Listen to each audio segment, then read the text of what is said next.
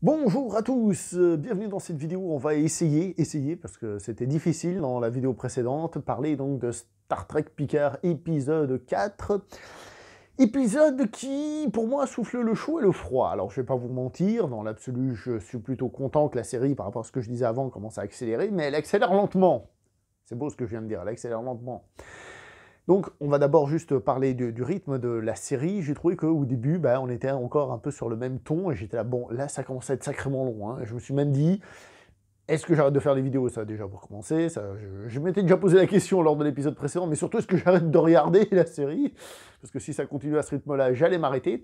Heureusement, l'épisode arrive un petit peu à pas prendre de rythme et de vitesse, mais à montrer 2-3 situations de tension, enfin 2 en fait pour être précis, et qui donc arrive à dynamiser un petit peu ça.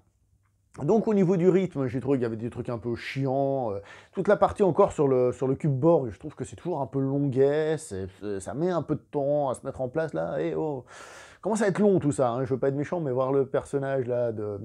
Je sais plus comment elle s'appelle, d'âge, c'était la première, je sais pas, bref, en train de faire une espèce de patin à glace pieds nus avec l'autre, vite fait, j'ai fait, mais pourquoi je regarde ça, en fait? Ça m'emmerde, ça fait 4 épisodes qu'on est là, et ça avance pas, puis on montre des gens en train de s'amuser à déraper sur un truc glissant, j'étais, mais je m'en fous, je m'en bats les entrejambes. J'espère que ça va apporter quelque chose, heureusement, c'était pas trop long, hein, voilà quoi, hein. Donc l'épisode commence, comme les épisodes précédents, par un flashback. Ça a l'air d'être le principe de la série, commencer par un flashback, raconter les trucs qui se sont passés précédemment, où on voit le capitaine Picard, très en mode humaniste, qui amène, on va dire, les 3 mousquetaires, qui apprend l'escrime à un gamin qui est donc un Romulien. Et donc on apprend que ce groupe, en fait, c'est une espèce de temple Shaolin, on va dire les choses comme elles sont, et pour être plus précis et pour faire plus référence aux chinoiseries, on va dire Hermei, puisque c'est quelque chose de féminin, et il semble expert dans l'utilisation des armes. Donc plutôt Hermei, puis d'après ce que j'ai vu dans les 2-3 Wuxiapian où il y avait Hermei, parce que j'en ai pas vu beaucoup, c'est donc quelque chose avec des femmes, donc je dis quelque chose pour pas dire un temple, parce que je sais pas, et qui justement sont expertes en maniement de l'épée.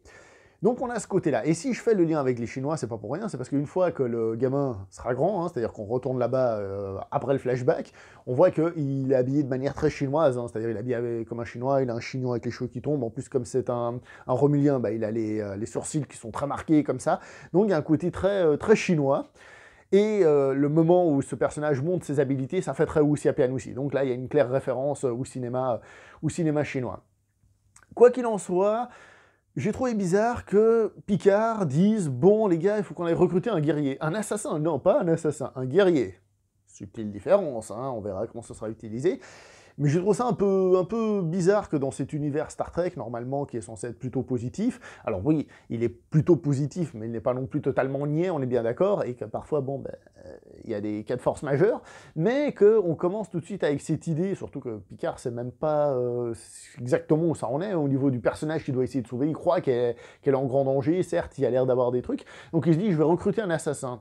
Et qui plus est, l'adversaire de Picard, pour le moment, on dirait que c'est des Romuliens. Donc il va recruter un assassin romulien. Je trouve ça... je suis un petit peu... Enfin, un assassin, un guerrier, pardon, excusez-moi, Jean-Luc. Donc un guerrier romulien. Je trouve ça un peu... je sais pas, il y a un truc qui me chiffonne là-dedans. On verra ce que ça va donner, mais ça me chiffonne un peu. Ensuite, il y a donc ce moment de tension qui est plutôt bien amené. J'aime bien ce côté, justement... comment dire ça, dégénérescence, perte de pouvoir, puisque c'est quelqu'un qui était au Sénat romulien, quelqu'un qui avait donc un certain pouvoir et qui se retrouve un peu dans la merde et qui agresse le capitaine Picard, de manière certes un peu simple. Alors là, évidemment, on essaye de nous remettre de l'humanisme Picard, je ne me bats pas, je refuse, etc., etc. Et justement, quand le chinois romulien décide donc d'utiliser le Wuxiapian, ça veut rien dire utiliser le Wuxiapian, hein. Je veux dire, il trucide l'adversaire, Jean-Luc Picard l'engueule, pourquoi tu l'as tué, c'est pas comme ça, tu me suis, tu fais ma quête, mais tu fais les choses comme moi je te dis, donc en d'autres mots, tu ne vas pas être un assassin, tu ne vas pas être un ninja c'est japonais, mais tu vas pas être un assassin, tu vas être un mousquetaire, tu vas être D'Artagnan, puisque c'est à ça que j'ai été éduqué, on va dire, d'une certaine manière, ça fait un peu grande gueule de dire qu'il l'a éduqué, mais c'est un peu ça. Et oui, il y a un côté rapport un peu père-fils dans l'histoire, est-ce que je me suis bien occupé de mes enfants? Et donc à partir de là, justement, le travail de Starfleet, est-ce que Starfleet s'est bien occupé de ses enfants, dans le sens où vous avez fait des promesses pour bien s'occuper d'eux, et non, en fait, ils ont été des parents indignes d'une certaine manière, il y a une espèce de parallèle qui est face, mais voilà. Voilà, c'est présent. On va dire ça comme ça. Ensuite, on a l'espèce de bataille spatiale finale. Alors comme j'ai dit, cool, qu'il y ait un peu de bataille spatiale d'une certaine manière, même si je trouve que ça apporte pas grand-chose en tant que tel. Pour tout vous dire, je suis même pas totalement certain d'où elle est sortie, j'ai même pas fait, j'ai fait, tiens, ça se tire dessus, c'est cool. Mais j'ai trouvé que c'était un petit peu forcé. Donc c'est un petit peu le souci que j'ai avec cet épisode. Il est d'un côté trop lent, trop classique, comme on a déjà vu pas mal au niveau de la série. Et quand il accélère, ou qu'il fait des choses où il y a un peu de tension et tout ça, je trouve que c'est amené de manière un petit peu artificielle, enfin où il y a des choses qui n'ont pas l'air de coller. Évidemment, comme toute série, il faut voir comment ça se construit par la suite, mais à l'heure actuelle, je trouve que ça manque un peu de cohésion là-dedans. Alors oui, à la fin, on a un nouveau personnage aussi qui apparaît, donc Seven of Nine, qui est un personnage qui était apparu dans Voyager, j'allais dire The Next Generation dans Voyager, si je dis pas de bêtises. Donc ce qui fait qu'en fait, cet épisode a permis de recruter 2 nouveaux membres d'équipage.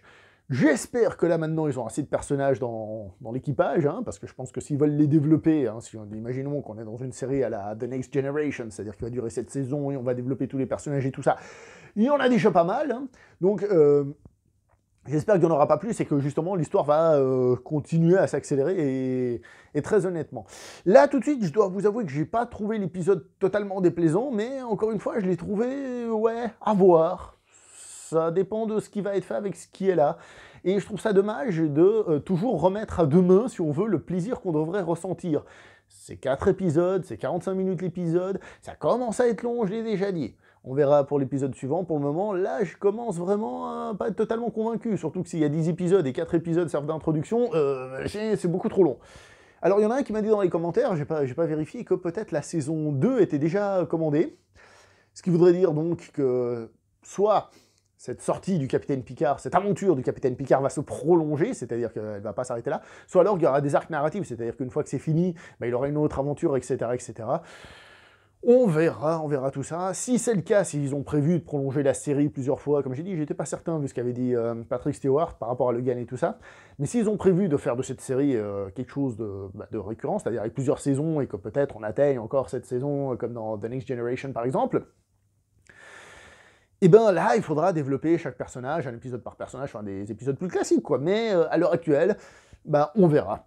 On verra, je suis pas totalement convaincu, mais en même temps, j'ai trouvé ça plutôt plaisant à voir, c'est ça le problème. Bon, je vais pas aller beaucoup plus loin, je vais m'arrêter là pour cette vidéo, n'oubliez pas de liker, commenter, partager, on se revoit prochainement pour une prochaine vidéo. Jusque là, portez-vous bien, et voilà, c'est déjà pas mal. Allez, ciao tout le monde.